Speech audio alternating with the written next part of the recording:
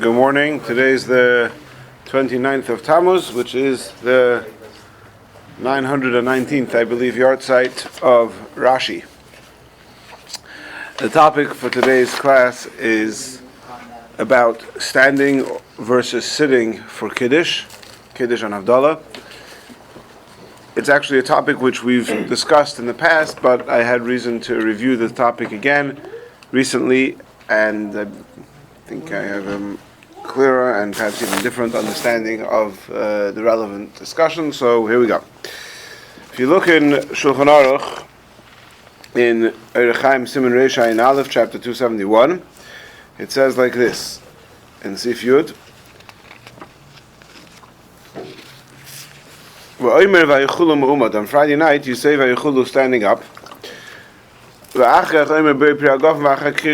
then you say Ber Pri Agafen and Kiddush. So the Kiddush of Friday night is comprised of three segments. First is Yom HaShishi Vayichulu HaShamayim Ba'aretz, which is the verses from the end of is it the end of chapter 1 or the beginning of chapter 2? Yeah, the end of chapter 1 of Bereshis, which describes Hashem resting on Shabbos. Then you have, secondly, the bracha of Ber Pri Agafen, and finally the bracha of Kiddush, which is the bracha Asher Kiddushanu B'mitzvosav V'Ratzabanu, etc. Baruch Atah Hashem Mekadesh HaShabbos. That's what it says in the Shulchan Aruch. And the Ramah, in his glosses on the Shulchan Aruch, says, so the Mechaber says that the Shulchan Aruch says that for the first paragraph you stand, but he doesn't explicitly say what to do for the Hagafen and the Kiddush. And the Ramah adds, V'yachel amid b'shas HaKiddush, it is okay to stand for Kiddush. However, V'yoyse toiv leishev, and it is better to sit. So ostensibly, what he's saying is that you should stand for the first paragraph, and for the Hagafen and the Kiddush, it's better to sit. V'noyagim, the custom is, says the Ramah, leishev, to sit, af b'shosh oime v'yichulu, even for the first paragraph. But when you start saying Kiddush, you stand up a little bit, l'chvod Hashem, for the honor of Hashem. So essentially what we come away with over here is three different practices, all of which can be observed out there in the wild. These customs all exist quite commonly. One is to stand for the entire Kiddush, that's the Chabad practice. One is to sit for the entire Kiddush, which is a practice that some Ashkenazim have. And another practice is to stand for the first paragraph and to sit for... I've never seen that. You've never seen that, but I definitely have seen it, and it's not, I don't think it's uncommon to stand for Vayichulu and then sit down and say Hagafen and Ber Pri Agafen. Now, we haven't yet seen any the reasons why should you stand, why should you sit.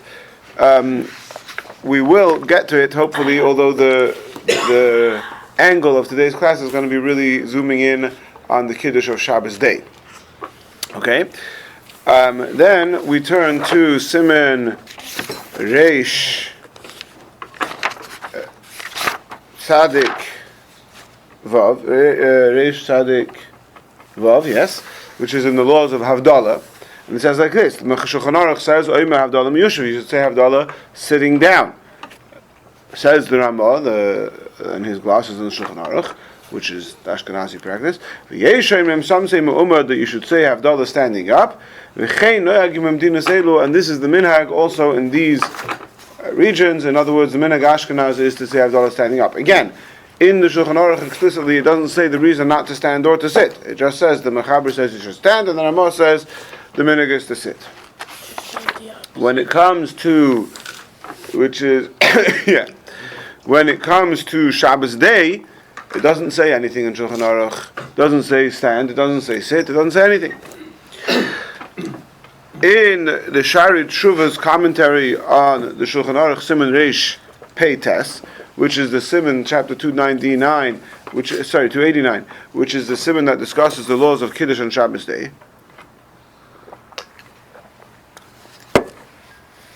The last line of the Shari Tshuva reads as follows: V'ayin Birkei Yosef. Give a look in the Sefer Birkei Yosef, which is the commentary of the Chidor of Chaim Yosef David Azulai on Shulchan Aruch.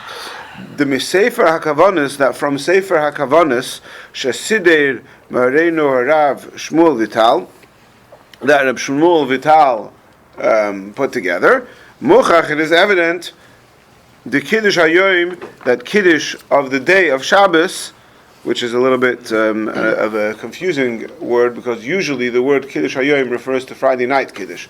Kiddush Hayoim means to sanctify the day. When do you sanctify the day? You sanctify the day of Shabbos by making Kiddush, which is the Kiddush of Friday night. The Kiddush of Shabbos day, we're not sanctifying Shabbos. The Kiddush of Shabbos day is just saying the bracha of Beir Pri HaGofen. It is customary in most circles, including in Chabad, to say various verses of the Torah and from prophets about Shabbos. But essentially the mitzvah to make Kiddush on Shabbos day is that before you start your meal, you should take a cup of wine and say a bracha over it, Beir Pri HaGofen. There's no sanctification of the day of Shabbos in there. The sanctification of the day of Shabbos is done on Friday night, where you say Asher Kiddush Shabbos Kodshecha B'Yav Avrotzim, when we say the whole last paragraph of the Kiddush, which is the bracha sanctifying Shabbos. So usually in halachic terminology, Kiddush Hayoim means Kiddush of Friday night. But in this particular context, Kiddush Hayoim means Kiddush of the Shabbos day. So he says it's evident from Sefer HaKavanos that Kiddush Hayoim, that Kiddush of Shabbos day, Harav Hayoim Ramiyushav, the Rav would say it sitting down. Who is the Rav in this context? In this context, the Rav refers to the Arizal.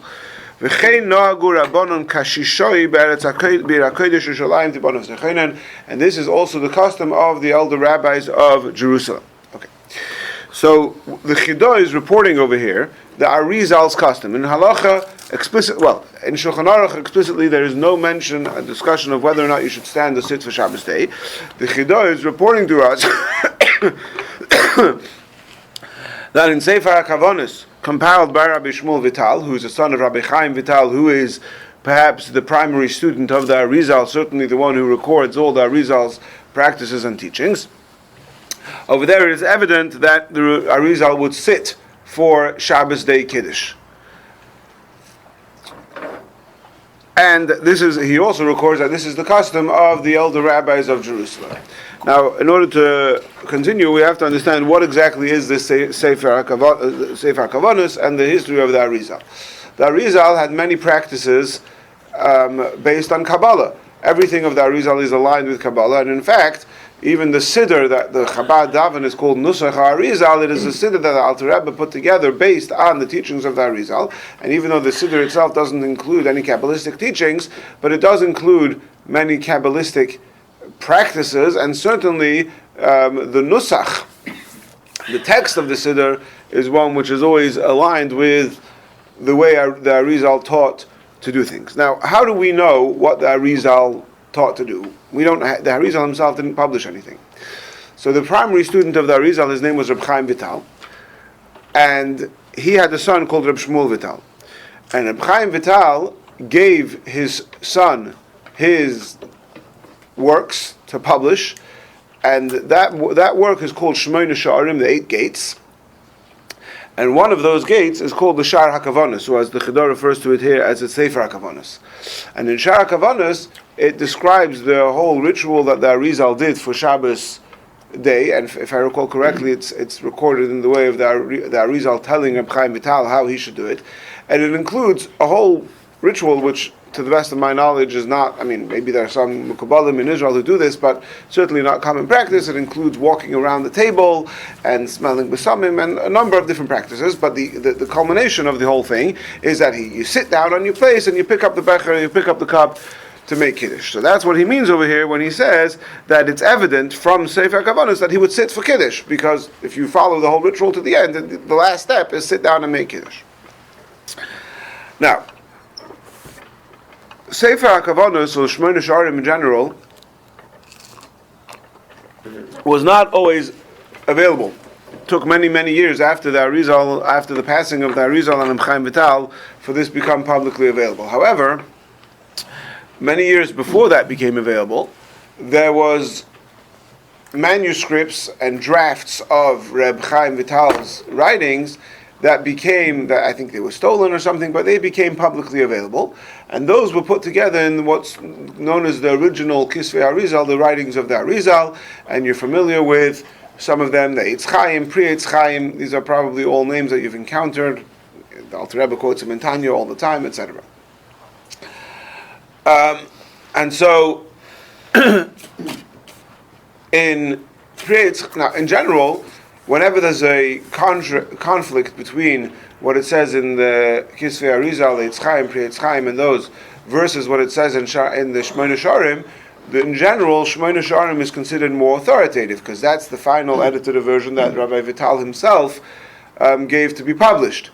However, because, for example, because the Alter Rebbe didn't have access to the Shmona Sharim, but he did have the Eitz Chaim and so on, so there are a number of things, for example, which the Alter Rebbe may have decided, which have now become Minhag Chabad, which are based on the Pri Eitz Chaim, which you could always ask the question: well, had the Alter Rebbe seen Shmona Sharim, might he have said things differently?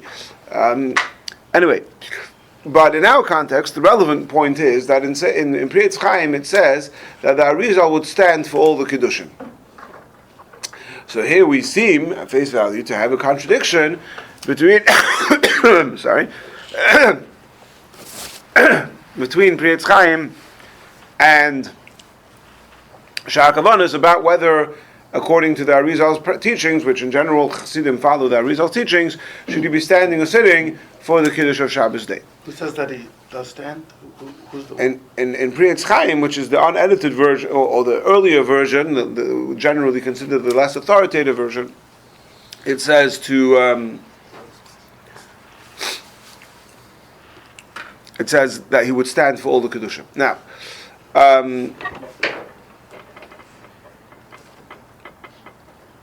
I believe that that's maybe why there are different practices, and some people, even within the Hasidic world, and even within the Chabad world, I would say some people stand and some people sit for Kiddush on Shabbos day, and it's very possible that somewhere along the line people are following these two different tracks of what the Arizal did.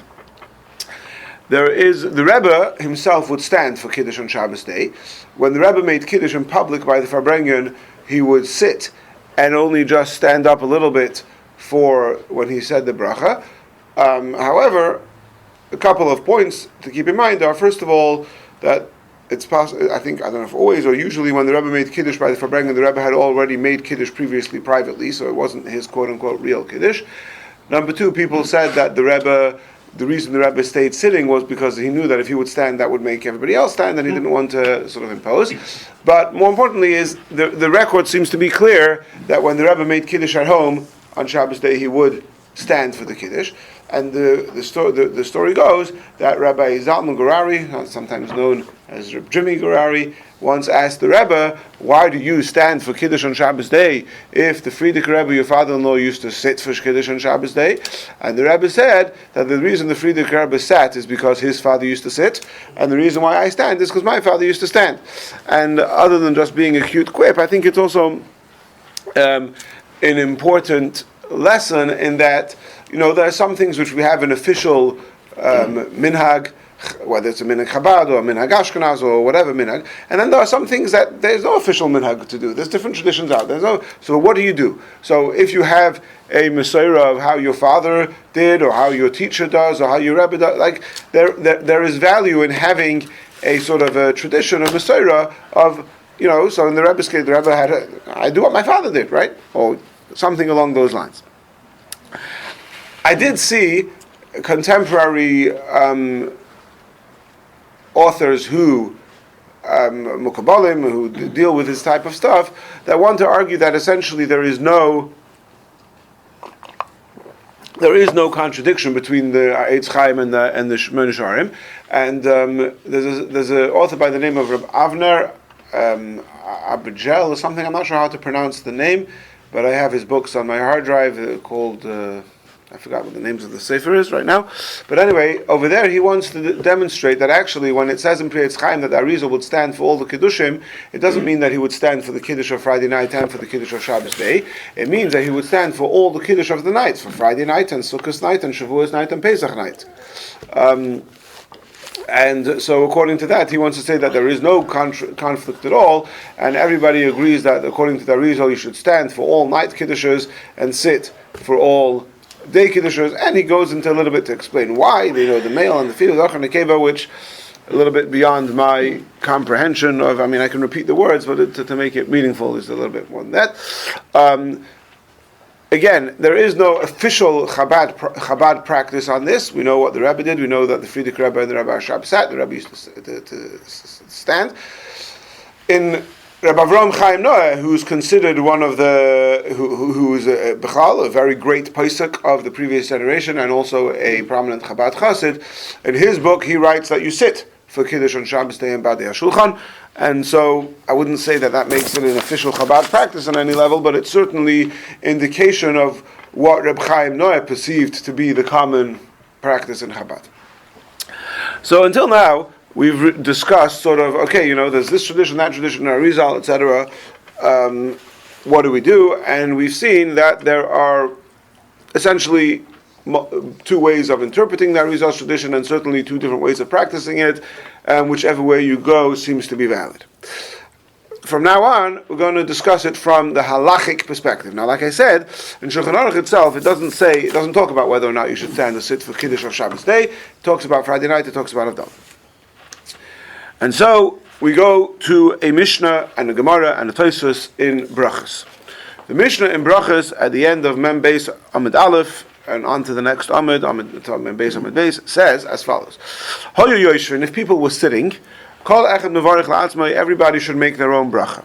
Hiseibo, if they reclined, Echad Mevarich L'Kulan, one person makes the bracha for everyone. What does this mean? What this means is that we're talking here in the context of a meal.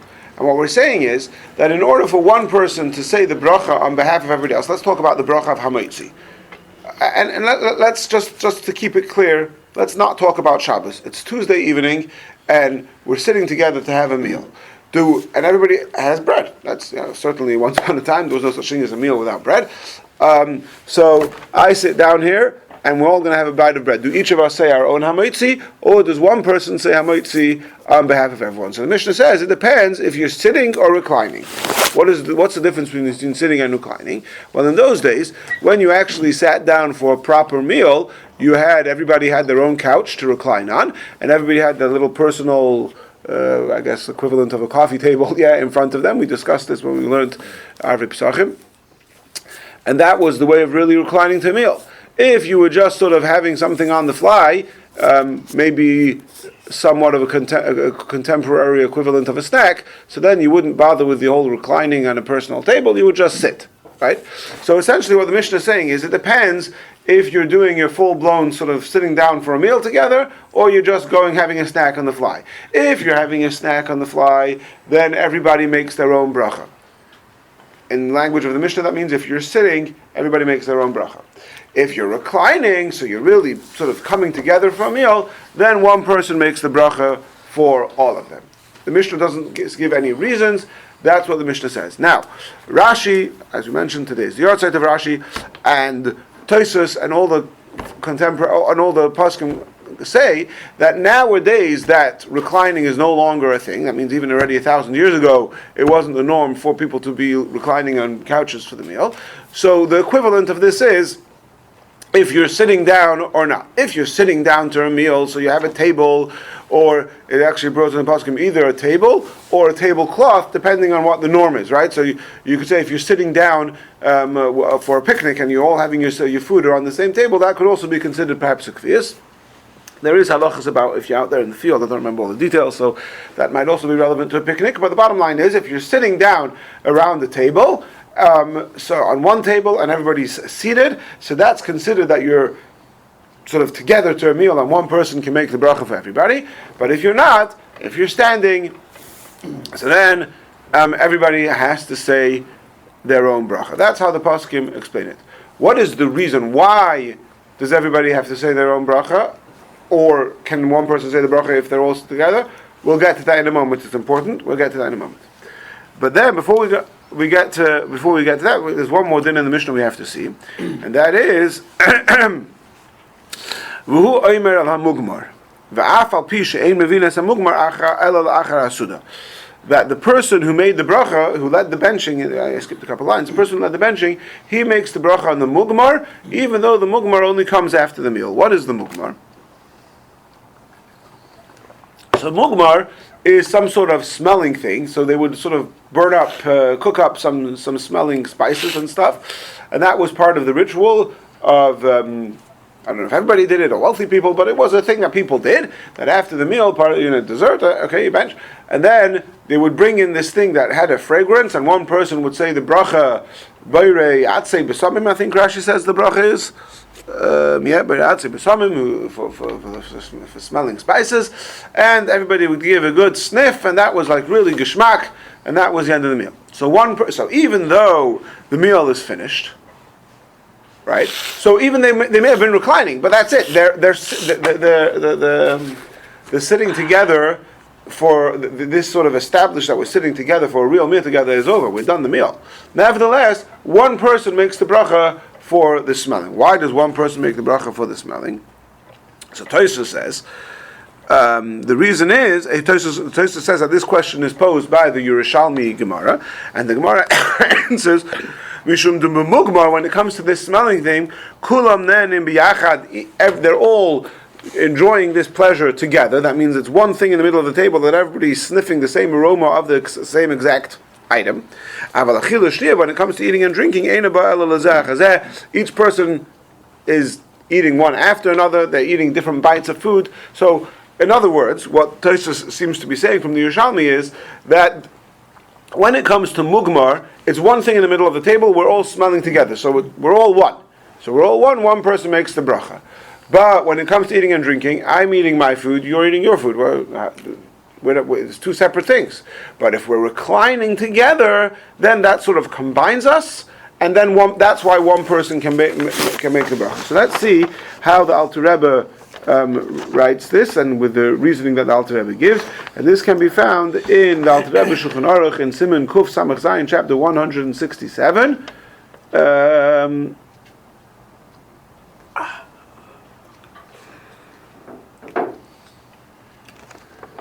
That whole Sif Yud Zayin, number 17.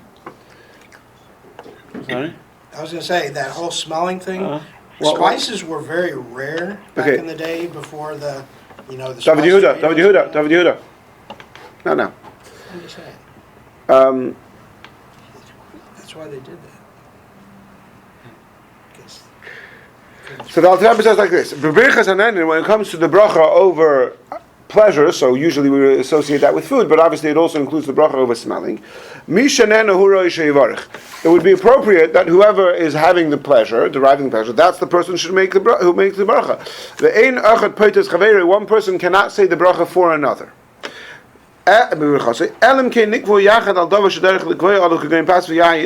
Unless they are fixed together, established themselves together in one setting, right? Once upon a time that was by reclining on a couch, nowadays it's by sitting around the table. Listen to these words. The fact that they fix themselves together, establish themselves together, that makes them to be considered like one body. So why is it that I could say the bracha for you on smelling the mugmar? Because it's one. My pleasure and your pleasure is one and the same. We're both smelling the same thing. Why is it that when we're sitting together around the table, I could say hamaitzi for you? Because the fact that we sort of did this proactive step of sitting together around the table, that makes my body and your body be sort of halachically considered as one, and I can say the bracha for you. Now this leads to a question. And this question is posed by Tosfos on the following daf, Brachas Mem Gimel Amud Aleph. Tosfos says, havdala. This doesn't add up with how we make havdala. Our practice to make havdala standing up. Which there's different versions of that word, but let's just talk about wine. In other words, Tosfos is making the assumption that when I say havdala, afterwards everybody's going to sip the wine. Nowadays it's not usually the practice that other people drink the wine, and if I recall correctly, there's even, at least in Chabad, a specific tradition that other people should not drink the wine, if I recall correctly. Also by Yeah. Litvish. Yeah. But anyway, Tosfos is assuming that other people drink the wine. So the question is, when we make havdala, we're standing up. We're not sitting down, and we're certainly not reclining on couches. So how could you drink the wine from my havdala if we were standing when we said the bracha of havdala? The Shemi Yeshloima says, perhaps the answer is that even though we're not sitting, but we're doing something else. In other words, what's the idea behind sitting to be Yotza. The idea is that you have to sort of proactively proclaim that we are now, in the words of the Alter Rebbe, becoming one. We're doing something together now. It's not just on the fly, it happens to be. We're creating this setting for us to do something together. So usually that is accomplished through sitting down. But when it comes to havdala, that havdala in and of itself, I guess is a mitzvah. So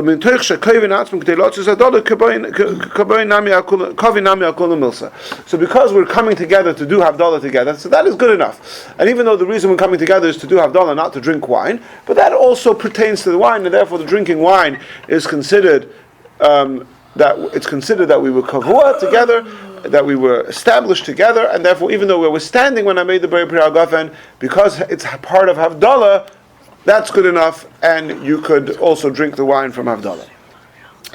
By the way, perhaps this is in some way reminiscent, I would say, of a practice, which is the Chabad practice on Sukkos.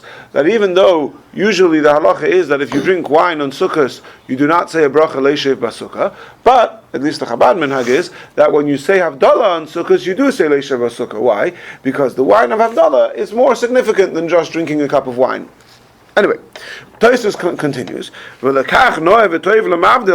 it is, but nevertheless, it's better, it's good and proper for the person making havdala, and also the people listening to havdala, that they should sit during havdala, because then it is clear. Clearly obvious that there's an actual kfiyas going on, established setting going on, and therefore it's better. So basically, to summarize, Tosfos is saying that if you want to drink the wine of havdala, it would be better for you to sit, and for both of us to sit. But even if you don't, we could justify it and say the fact that we've come together to make havdala, that's good enough. Now, right away, now this ties in. We already saw earlier from Simon Reish Sadik Vav, I think it was, that the Mechaber says you should sit for havdala, and the Ramah says that you should stand for havdala. Why does the Mechaber say to sit?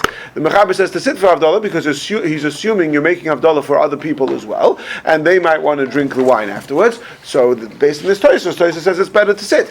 The Ramah says it's better to stand. Why is he saying better to stand? Well, first of all, he's recording what Tosfos says. Tosfos is also recording the fact that we stand. Tosfos is suggesting that maybe it would be better to sit, but he's saying in practice, the practice is to stand. Why is it better to stand? So the pasuk I'm saying, I'll read it to you from the way the Alter Rebbe says it, is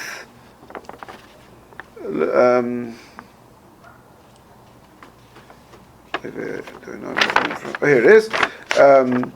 It is a custom in these regions to make havdala standing up. To honor the king, say that we are accompanying him, we are accompanying Hashem, who's sort of leaving after Shabbos. It is the way that you accompany is obviously standing up. Nevertheless, is important. After you finish making havdala, you should sit down to drink the cup.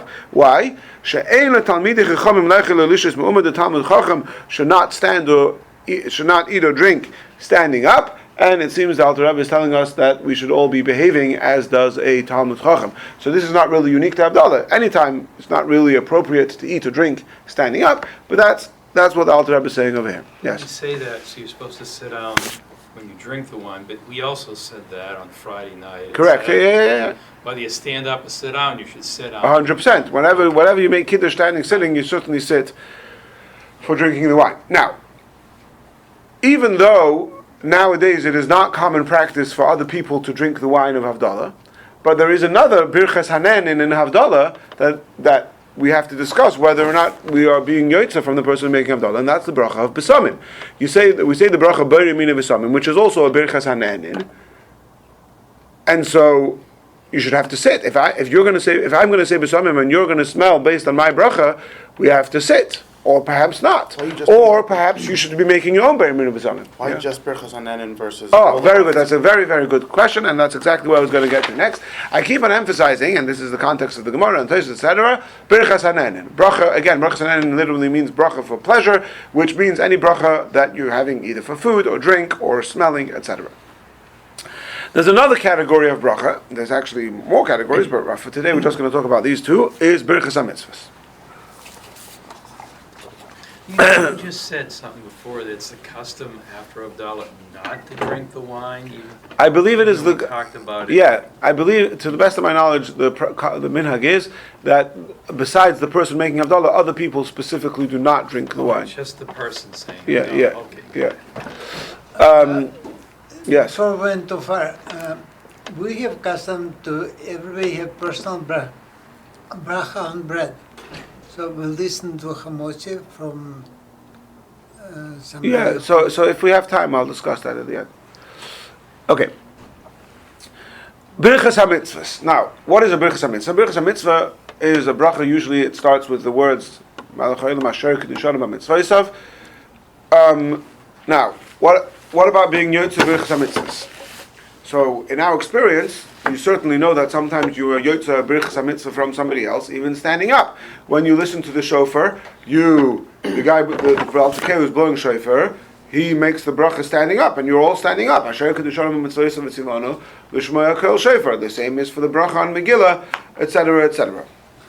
So, why the difference between the Birchas HaMitzvah and Birchas HaNehnen?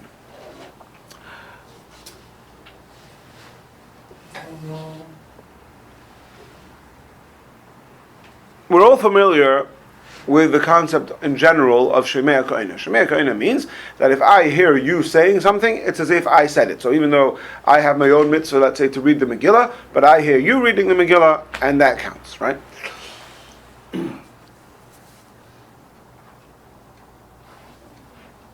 When it comes to a bracha over a mitzvah,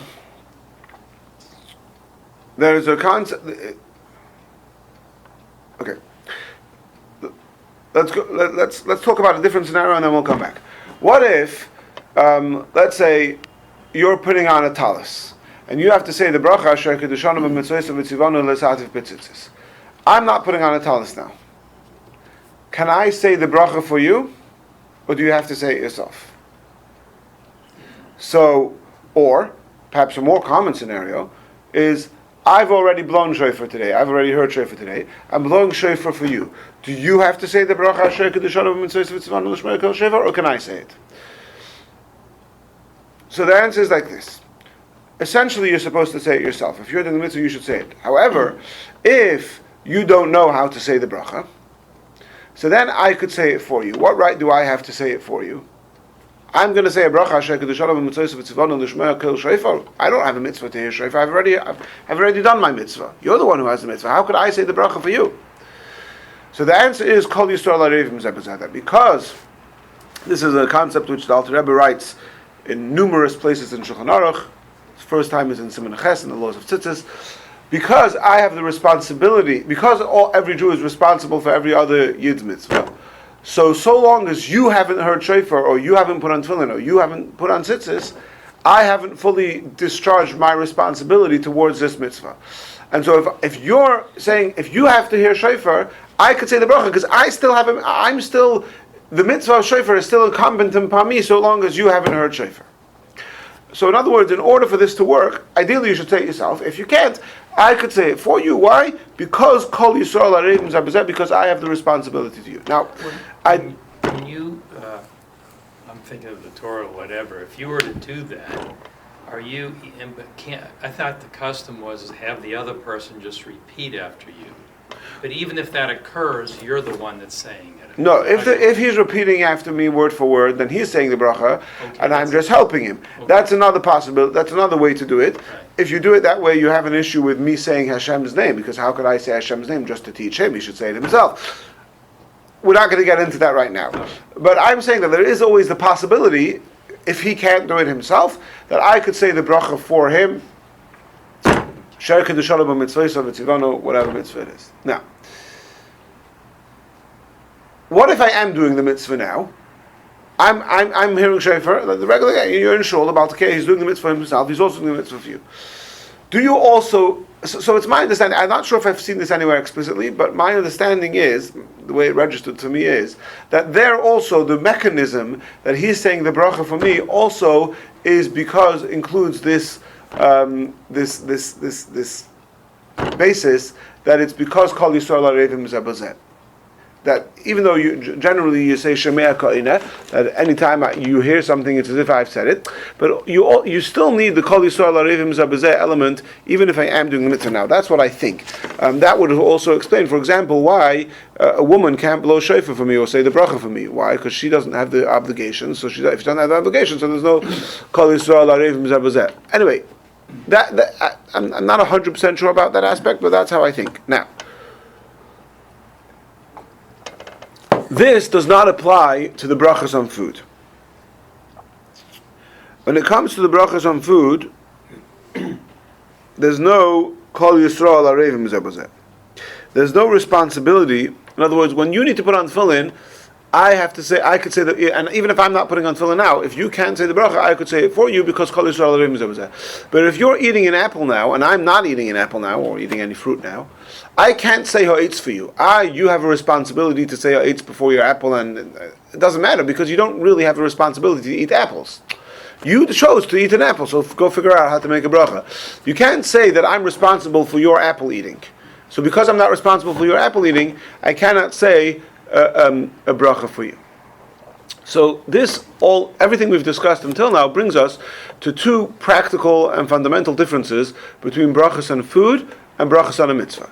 Difference number one is that when it comes to a bracha on a mitzvah, I could say the bracha for you even if I'm not doing the mitzvah now. Provided that you don't know how to do it yourself, but okay. But even if I'm not doing the mitzvah now, I could say the bracha for you. Whereas with food, that's not the case. If I'm not eating a fruit now, there's no way that I could say ha'etz for you. That's difference number one. Now difference number two is whether or not you have to be sitting. When it comes to the bracha on a mitzvah, fundamentally it makes sense that I'm saying the bracha for you. Why does it make sense that I'm saying the bracha for you? Because I have a responsibility for you to do your mitzvah. When it comes to the bracha on food, it doesn't make sense fundamentally for me to say the bracha for you, like we saw from the Alter Rebbe before, that the person who's having benefit, he should make the bracha. But if we go sort of out of our way to demonstrate that we are becoming quote unquote one body, okay, now it makes sense for me to say the bracha for you. When it comes to doing a bracha on a mitzvah, you don't need to come and sit together to create this reality that we're one body. Because even if we're two separate bodies, we're bound by the fact that Kol Yisrael Arevim Zabazeh, and I have the responsibility for you. So that's why I could say the bracha for you, even if we're standing. But when it comes to the bracha on food, we have to be sitting. So again, to summarize, there's two fundamental practical differences between the bracha on food and the bracha on a mitzvah. When it comes to a mitzvah, I could say the bracha for you, even if I'm not doing the mitzvah now. When it comes to bracha on food, I could only say the bracha if I'm also eating now. And another difference is that when it comes to food, brichas hanenin, we have to be sitting for me to make the bracha for you. But when it comes to a mitzvah, we do not have to be sitting. I could say the bracha for you even if we're standing up.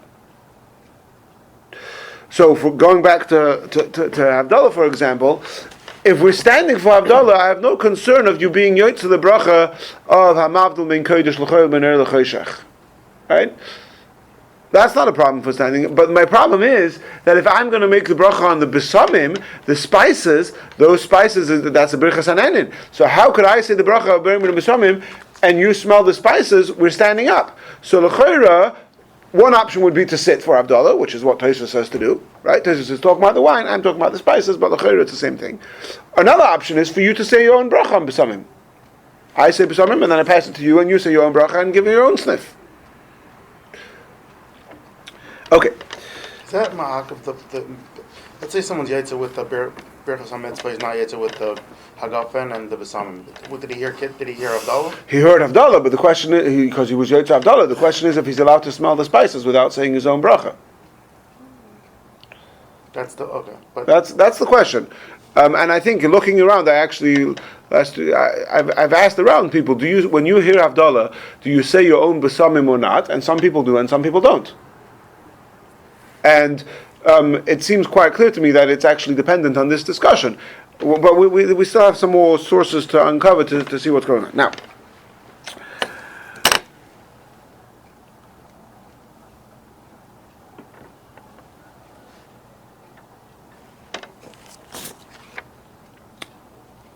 there is, until now we've spoken about brichas hanenin, brachas on food, etc., versus brichas hamitzvos.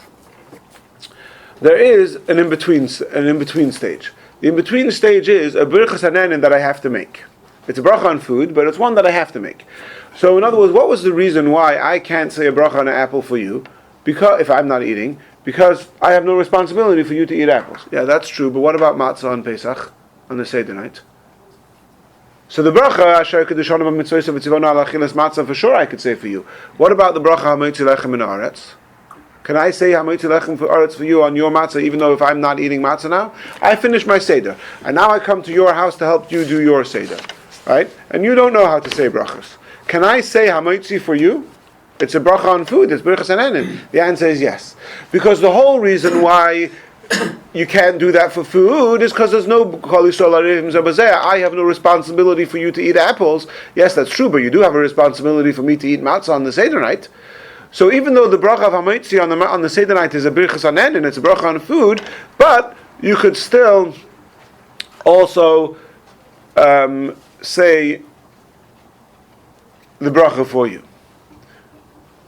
So even though I'm not eating now, nevertheless, I could say the bracha for you, because in that case, Kol Yisrael Arivim Zabazeh does apply to the food.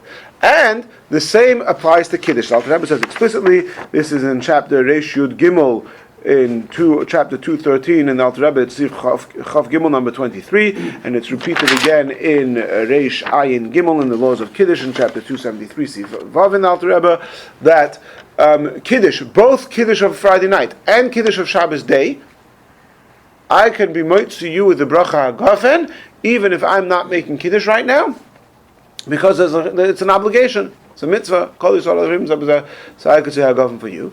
And the Alter Rebbe adds, by the same token, we could do it even standing up. It's based on the Magen Avraham, etc. That I could be moitzi you Kiddush on Shabbos day, even standing up, because it's a mitzvah.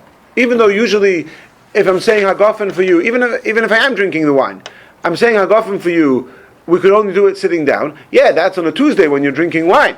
But when it's part of Kiddush, Kiddush is an obligation, and so you have Kol Yisrael Arivim Zabazeh, and therefore it makes sense that I'm saying the bracha for you. The whole reason you need to sit down is because you need to sort of create this reality where me and you are one, and once me and you become one, I could say a bracha for you. How do you create that reality? By sitting down around the table. Yeah, but now I don't need to create that reality. That reality exists already by virtue of Kol Yisrael Arivim Zabazeh. Now, that's all as far as, and so therefore, where we're at right now, there would be no halachic issue, no halachic problem with me making Kiddush for you standing up Friday night, and even Shabbos day, where the entire Kiddush is only the Beirut Pri Hagafen, it's just the Birchas Hanenin. Nevertheless, because it's an obligation, I could do it for you.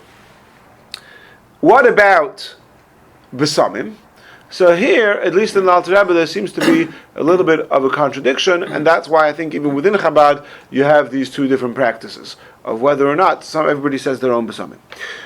In the laws of havdala, in Siman Reish Sadik Zayin, it says that, and this actually became a practical question by COVID. By COVID, people lost their sense of smell, yeah? So let's say I'm the father of the household, and I've lost my sense of smell, but I'm making havdala. So I can't smell the bsamim. Can I say the bsamim for my other household members, the bracha bsamim for my other household members to be to the mitzvah? Let's say my other household members don't know how to say the bracha themselves. Or the other people around who are listening to my havdala in my Chabad house, they don't know how to say the bracha themselves. Can I say it for them? So, if it's again, we have to figure out. Can you say it for yourself if you can't smell? No, I can't say it for myself. Right, good, okay. Of course not. Right? But here, essentially, the question: what is the crux of the question I'm asking? The crux of the question is the Borei Mina B'samim a bracha on just a birchas hanenin, just a bracha on this enjoying the smell? In which case, if I'm not smelling right now, I can't say the bracha for you. Or is the b'samim on Matzah Shabbos a mitzvah, and therefore just like the matzah of the Seder night or the wine of the Kiddush, I could say birchas hanenin for you even if I'm not eating or drinking right now, or I am not being able to Kiddush right now. Perhaps the same applies to b'samim. So the Alter Rebbe says no. It doesn't apply to b'samim, and I cannot say the bracha for you if I'm not smelling the spices right now. Why? Because the bracha of wine of Kiddush is an absolute chiyuv, but the bracha of b'samim, there's no absolute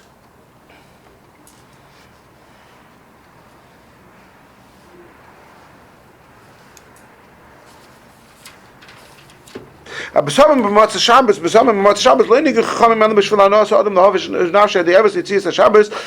It's not. There's no absolute chiyuv, so to speak, to smell the bsamim. The chachamim said it's a good thing to smell bsamim b'matzah Shabbos because your neshama is sort of sad that it's that Shabbos has left, and so you sort of give it a little pleasure to boost. But it's not like wine where there's an actual chiyuv to do it. And so even by the way, even Hamaitzi on Halacha Mishnah on Shabbos day, I wouldn't be able to say for you if I'm not eating now, because even though there's a mitzvah, but there are cases when there's no mitzvah. If a person, the halacha is, if a person has more pleasure from fasting than from eating, then he could fast on Shabbos. I don't know any such people, but in theory that could exist. And so because there's no essential chiyuv for you to have bread, because it could be that you would be a type of person who doesn't have pleasure from eating bread, so that's why I can't say hamoitzi for you either. Even on Shabbos, and you would be able to, because that's a chiyuv, right? But I cannot say hamoitzi for you on Shabbos if I'm not eating bread. If I'm also eating bread, that's fine, as long as we're all sitting, etc. However, that's what the Alter Rebbe says there. So again, the Alter Rebbe is saying that if I'm not doing bsamim, I can't say it for you because it's not a chiyuv. However, in Siman Reish Yud Gimel in chapter 2:13, in the Alter Rebbe in Sif Hey, in number 5, there is a parenthesis in the Alter Rebbe. Now, in general, it's understood as a rule. There's exceptions to the rule, but usually the rule is that whenever you find the parentheses in the Alter Rebbe Shulchan Aruch, it's something, or often something, which the Alter Rebbe wrote as a Kiddush, as a novelty, which he wasn't sure of, and perhaps intended to get back and sort of review and double check. And over there it says that there he's talking about both the candle and the bsamim of Matzah Shabbos, and he says that because it's a hanoah ke'ein chayva, it's a pleasure that is somewhat reminiscent of an obligation, because it's at the end of the day, it's we smell bsamim and do the candle because it's a mitzvah to do so. Therefore, one person can make the bracha for somebody else, even though they are standing up. So here, the Alter Rebbe is saying something very different than Tosfos. That's the first thing we need to point out. Tosfos says that perhaps the reason you could stand for havdala is because even though we're standing and not sitting, but because we came together to be yotze havdala, that's good enough. The Alter Rebbe doesn't say that reason. He says because it's ke'ein choiva. It's like an obligation. And therefore he says it would work even shaloi b'shas havdala. So Tosfos' answer wouldn't work for him. For example, by the way, where is this practically relevant? When Tisha B'Av falls on Matzah Shabbos, so you say the bracha of Beirei Me'irei Ha'esh, divorced from the ceremony of havdala. You're going to say havdala on Sunday night after Tisha B'Av, but the Beirei Me'irei Ha'esh you say on Matzah Shabbos. So can one person say the Beirei Me'irei Ha'esh for everybody if they're standing up? So if you followed Tosfos' reason, it wouldn't help, because Tosfos is saying that the whole reason it works is because you've come together to be yotze havdala, so it also applies to the birchas hanenins of havdala as well. But here, what if it's not in the context of havdala? So here the Alter Rebbe is positing that yes, it would work, and the reason it would work is because it's kind of a chayva. And therefore you could say the bracha standing up. Now if you're to follow this Alter Rebbe to its logical conclusion, it would be a conflict with what the Alter Rebbe himself said in the laws of havdala. Because if you follow this Alter Rebbe, can I say the bracha of bsamim for you if I'm not smelling spices now? I can't smell. I have COVID. I can't smell. Can I say? The answer according to this would be yes, if you can say the bracha yourself. Because it's ke'ein chayva, it's a mitzvah. If I could stand up, then l'chayra by the same token, if I could say bsamim for you standing up, because it's like a chayva, then l'chayra, by the same token, I could say bsamim for you, even if I'm not smelling any spices right now, because I don't have a sense of smell. Okay, you could be bechal. There are ways of synthesizing between this contradiction, but at face value, it does seem to be a conflict. So, for example, coming back to Reb Chaim Noeh, in his Ktsois HaShulchan, he writes that essentially you could stand for the bracha of bsamim, and one person be yotze from everybody, like the Alter Rebbe says here in Siman Reish Yud Gimel. But he says, at the end of the day, there's also what it says in he brings the Tosfos and what the Alter Rebbe and the other sources, and therefore he says that's why it's taka the practice, or many have the practice, that when they hear havdala, they say their own Beirei Me'irei bsamim, because that's better. L'maisa, you're standing up, and so it's better to say your own Beirei Me'irei bsamim.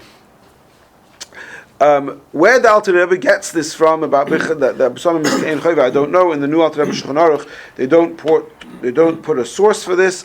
So again, it seems to be a Kiddush of the Alter Rebbe that he put in parentheses and perhaps intended to get back to and didn't. What did he say that was a stira to that? Is it that it was Kain Because if over here he's saying that because it's Kain Chayva, that because it's like an obligation, therefore you could do it standing up. Over there he says it's not an obligation, and therefore I can't say it for you if I'm not smelling now. Now, usually, again, you could find a way to differentiate, and people have done so. But usually, those two things go hand in hand.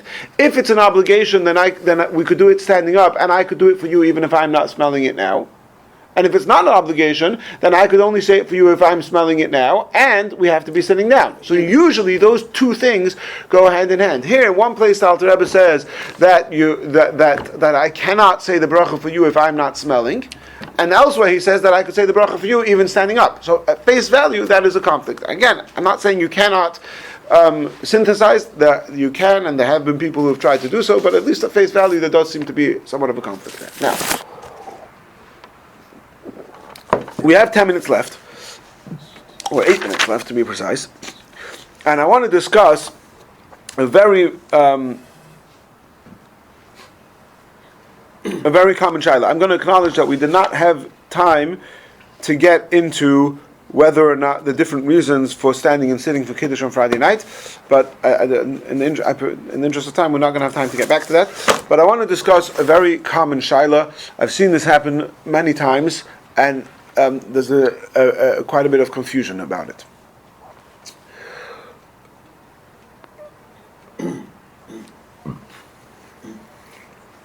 But hakdama, I'm going to introduce another thing first. When it comes to Kiddush on Friday night, so I'm making Kiddush, and everybody else is yotze the bracha from me. Now, essentially, there's two brachas that are being yotze. One bracha is the bracha of Be'er Pri Hagafen, and the second is the bracha of Kiddush. The halacha is that one person, ideally the person making Kiddush, has to drink from the cup. All the people around the table, it is preferable that they drink some wine.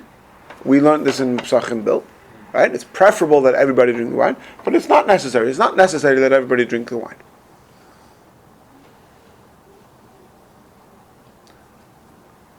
Because, why not? Because what is the mitzvah of Kiddush is the second bracha. That's the main mitzvah of Kiddush on Friday night. The second bracha, that's the mitzvah of Kiddush. But Chazal said you say that bracha over a cup of wine, and whenever you say anything over a cup of wine, you say a Be'er Pri Hagafen first. So because you say Be'er Pri Hagafen, so you have to drink some. But drinking the wine isn't integral to the Kiddush. I've been yotze to the bracha of Kiddush from you, and that bracha was said over a cup of wine. I don't need to, strictly speaking, I don't need to drink some wine or in order for that, for me to have been yotze with your Kiddush. What about Shabbos day? And again, very important, what exactly is the nature of Kiddush on Shabbos day?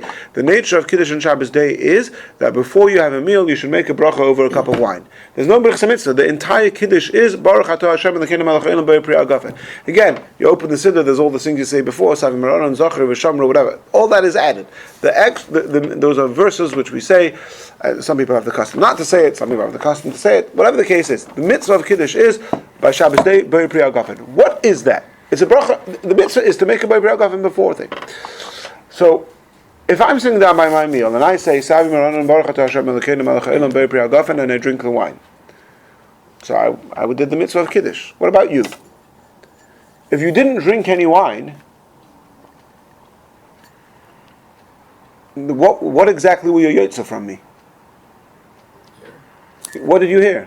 You heard me say a bracha of my wine. How does that help you? If you sip the wine, then you were yotze the hagafen from me, so it has some sort of ramification over here. You were yotze hagafen from me, so there's a mitzvah to say hagafen. You didn't say your own hagafen, you heard mine. Fair enough, right? But if you don't drink anything, this taina is a taina that the Brisker Rav made. It's quoted in many Sfarim. The Brisker Rav, Rabbi Yitzchak Zev Halevi Soloveitchik, the son of Rabbi Chaim Brisker, lived in Yerushalayim. He had this taina. He said that in order to be yotze Kiddush on Shabbos day, you have to drink wine. If you don't drink wine, how could you be yotze from me? All the poskim argued with him, and they brought rayas from the Gemaras. Again, we're not going to have time to get into all of it. It's not true. You can be Yotze Kiddush Shabbos day even if you don't sip the wine. And by the way, I've mentioned this in the past, I'll mention again, sometimes sipping the wine could be worse. Because if you're at a Suda where you go to bench afterwards, then you don't have a problem. But if it's like a Kiddush and shul where you're not washing, so then you cannot really have a sip of wine. You have to have either a tiny, tiny sip or a full revius. If you have anywhere between a kazayis and a revius, which is quite a big spectrum, as soon as you have, so according to some shittas, as soon as you have 5 milliliters of wine, which is not very much, you already have perhaps more than a kazayis, and then it's a suffix whether or not you should say a bracha achrona. So you're never supposed to drink. When you drink wine, always, you should only have either a tiny sip or more than a revius. So if I'm by your Shabbos meal and I'm washing, so I'm going to bench afterwards, it doesn't matter if I have 10 milliliters, because I'm going to bench afterwards anyway, so I'm covered. But if you're not benching and you're going to say al hamichya, and then you're not going to know if you should say al hagafen or not, so that's another issue. Anyway, be that as it may, the Brisker Rav has this taina. It's not accepted la halacha. I'm sure there are people who are machmir that way, but there are all the poskim disagree with him, and there's proofs from the Gemaras and the Rishonim that we don't have to do that. However, why did I bring this up? Because there's another very common scenario. What if I'm in the middle of my meal? I'm in the middle of my Shabbos meal. I said B'rei Priya Gafen, and somebody else comes in, and that person didn't hear Kiddush yet. And for the sake of simplicity, let's say it's a person who did hear Kiddush last night, so there's no issue of tashlumin, of making up for last night. They didn't yet hear Kiddush today. Can I say B'rei Priya Gafen for that person to make Kiddush for them? So, if I hadn't made if let's say I had made Kiddush in shul and I'd finished and I said an after bracha, now I come home. We're going to talk about that. We'll probably end up going. We are going to end up going a few minutes overtime, but we'll have to finish up. So then I could say Hagafen. I'm saying Hagafen, even though I've already fulfilled Kiddush. But the Alter Rebbe said clearly that because Kiddush, even by Kiddush day, is an obligation, if that person doesn't know how to make Kiddush themselves, I could say Hagafen for them. That's not a problem. The question is, I've just made a Hagafen 5 minutes ago over my cup of wine. If I want to have another sip of wine right now, I don't need to say another Hagafen. I'm in the middle of my meal. I'm in the middle of sipping wine. So can I say Hagafen for that person? So l'chayra, the answer is, if that person could say it themselves, then they should say it themselves. If the person can't say it themselves, then I could say it for them. However, in this case, the Brisker Rav's Chiddush would be 100% correct. In other words, in this case, I could only say it for them if that person is actually going to sip the wine. Because I'm not making, in that case, I'm not saying Hagafen for myself. In a regular scenario where I'm making Kiddush Shabbos day for all the people around the table, I'm saying Hagafen for myself. So even though you're not drinking the wine, but by virtue of you listening to me making Hagafen and me drinking wine, you were Yotze Kiddush. Okay? But if I'm saying Hagafen only for you, I don't need Hagafen for myself. I'm in the middle of sipping wine. My only basis to make Hagafen is because you have an obligation to say Hagafen, and you don't know how to say it yourself. Fair enough. I could say it to be moitzi you, but then I actually have to be moitzi you, and you would actually have to drink some of the wine. So you don't have to drink. That person wouldn't have to drink a lot, maybe just a sip. Somebody has to drink a full mouthful of the wine. But the person who you're making Kiddush for, in that case, would have to say, would have to have a sip of the wine. And if for whatever reason, let's say there's an allergy or whatever it is that they can't have any wine, so then l'chayra you would not be able to make Kiddush for them on Shabbos day. And on Friday night, in a similar scenario, you would say just the bracha of Kiddush without the bracha of Hagafen, which would be similar to Paris Mapam Mekadosh, which we discussed when we learned Harei Psachim, that if you're making Kiddush in the middle of the meal. Now, one more, again, it's 10 o'clock. Let's say the guy's not going to have wine. So how is he Yotze Kiddush? If he's not able to have even a tiny sip of wine, and he can't, he's not, then there's no way of making Kiddush for him. What's the din of Kiddush Shabbos day then? The din is to say a bracha B'rei Priya Gafen over a cup of wine before the meal. But in that case, in a normal case, even if he's not going to drink any wine, I could be moitzi him because I'm saying Hagafen and he's Yotze my Hagafen. But if I don't need the Hagafen as the Birchas Hanenin of it, so how can I say it for him? It's like a technical problem. Yeah. Now, another very common scenario. So we're going overtime. I'm sorry, but hopefully we'll be able to finish in 5 minutes. Is like this. What happens if I come home I participate in Kiddush in shul. Then I come home, and my wife wants me to make Kiddush for her. She can do her own. Oh, my wife is fluent in Hebrew. She knows how to say Ber Piyah Gafen herself. And she doesn't even need to drink a whole full cup. She could just have a sip and give the rest to somebody else to have the full cup. So if I've already heard Kiddush, can I make Kiddush for her? So some Achronim say no. This is at the end of the day. So here, again, the reason why it's a bit of a complicated mind game over here is because you have two things coming together. On the one hand, it's a Birchas Hanen, and it's just a bracha on food. Right? And so I can make a bracha for you on food if I'm also eating now. So I'm gonna come home. I'm gonna drink the wine. So I could say it for you. But on the other hand, there's a birchas HaMitzvah going on over here. It's the mitzvah of Kiddush. So if she's able to do it herself, and I've already done it, in other words, my hagafen is purely birchas hanenin. Her hagafen would be an obligatory birchas hagafen, a Kiddush prayer hagafen. So can I say Kiddush for her when I come home? And what if she's not going to sip any of the wine? She's just going to hear my hagafen. Well, my hagafen isn't really a Kiddush. Do you understand? There's a bit of a complicated riddle over here. It's like, how do you... to me, this is like almost a mind game exercise over here, right?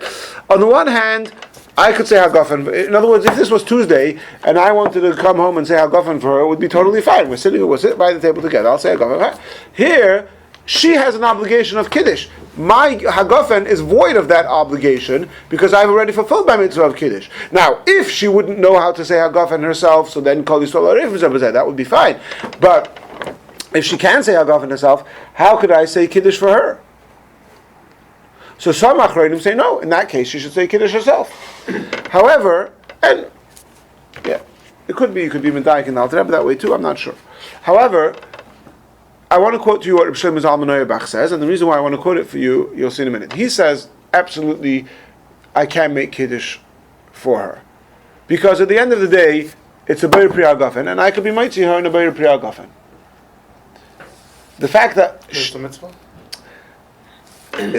For her it's a mitzvah, for me it's not, but it doesn't matter. At the end of the day, I'm also drinking the wine, so I could also say Hagafen for her. Like a regular Birchas Hanenin, as if it was Tuesday. The fact that to her, the Birchas Hanenin has a superior, an additional aspect that it's also fulfilling thereby her mitzvah of making hagafen before the meal, doesn't take away the fact that I could be moitzir. That's what Rabbi Shlomo Zalman Auerbach writes. He writes in very strong lashon that there's no svara whatsoever to be machmir, absolutely no problem whatsoever. And he finishes off that hachina hogalmu, that this is indeed the common practice. And that's why I want to quote to you Rabbi Shlomo Zalman Auerbach, because I think he's 100% right. I think it's true that is common practice. It is very common practice that even though the husband was already perhaps yotze Kiddush before he comes home, he makes Kiddush for his wife, even though technically his wife would be totally capable of saying Ber Priya Gafen herself. However, I want to add one second. I should add that even though I've throughout the whole class I've been saying that when it comes to Birchas HaMitzvah, if I'm not doing the mitzvah, I could only do it if you don't know how to do it. That's l'chatchila. But the Eved, it would work even if you didn't know, right? So even though you're perfectly capable of saying your bracha l'haniach tefillin, if for whatever reason I said the bracha for you, you would be yotze to the mitzvah, even though I'm not putting on tefillin right now. But the Eved. So here, Rabbi Shlomo Zalman Auerbach is saying, and he's 100% correct, that this is in fact the widespread practice. And I'm saying that even if you want to accept the logic of the other authorities that say it doesn't work, but that would only be l'chatchila, but the Eved, they would also say it works. And so coming together, that's what happens. I'm just going to finish off with two sarachiyons, with two question marks on this mechanism, and that is like this. In that scenario where I've already fulfilled Kiddush, and I'm just coming home to make Kiddush from my wife, who's perfectly capable of making it herself, but for whatever, that's every wife wants her husband to make Kiddush for her, fine. Two questions. Number one, in that case, do you say, yes, you have to be sitting down? Because the whole reason why you could say Kiddush standing up is because it's a mitzvah But here, at least for my part, there is no mitzvah, and from her part, well, if you're doing the mitzvah, then do it yourself. The only reason you're being yotze for me is because it's brichas hananin. So then, do you say that we have to be sitting down for Kiddush in that scenario? That's one question mark. And my second question mark is, in that scenario, would we say that the Bris Karov's Kiddush does apply, that she would actually have to also drink some wine to be yotze? Because again, if my Kiddush is not, if from my perspective, it's not a mitzvah, from my perspective, it's just a plain brichas hananin, so then, can she be yotze from my? In other words, on a regular case, when when I haven't made Kiddush yet, so you're not drinking the wine, but because you heard me making a B'rei Agafen, so you heard the Kiddush, just like you mentioned about Lechem Mishnah, just like even though you don't have your own Lechem Mishnah, but you hear me saying Hamotzi over the bread, so you fulfill your own mitzvah of Lechem Mishnah, even though you might be making your own bracha of Hamotzi on your personal piece, but by hearing me saying Lechem Mishnah, you were yotze. Fair enough, but here my hagofen is, so to speak, on some level void of the mitzvah because I've already fulfilled that mitzvah. So what I'm arguing over here is, and I'm leaving it open-ended, is that in that scenario where I've already made Kiddush in shul and I've come home to make Kiddush for my wife, there would be room to argue that that it's fine as long as A, we're both sitting down, and B, she also drinks the wine. For the sake of full disclosure, I should add that I think that Rabbi Shlomo Zalman Auerbach writes, Hochi no Galma, what the widespread practice is.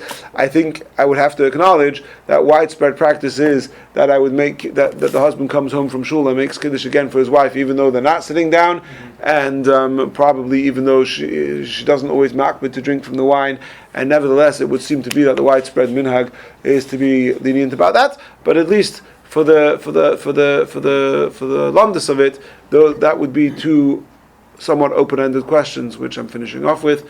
Thank you all for joining. I apologize for going over time.